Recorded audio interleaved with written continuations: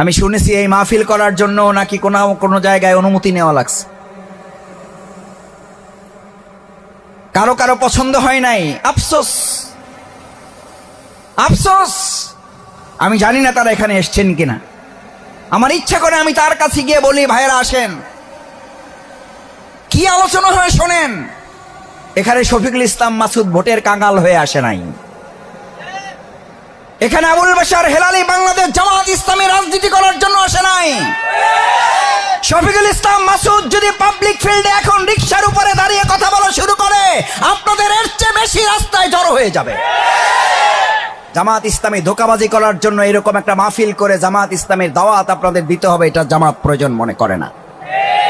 Vote চাওয়ার জন্য শফিকুল ইসলাম মাসুদ এখন বগার ফেরিঘাটে দাঁড়িয়ে, আল্লাহ আমার অহংকার মাফ করুন, বগার ফেরিঘাটে দাঁড়িয়ে কথা বলা শুরু করলে আপনাদের এরকম 200-400 লোক ওখানে হাজির হয়ে যাবে, ফেরি থামিয়ে কথা বলার জন্য দাঁড়িয়ে যাবে।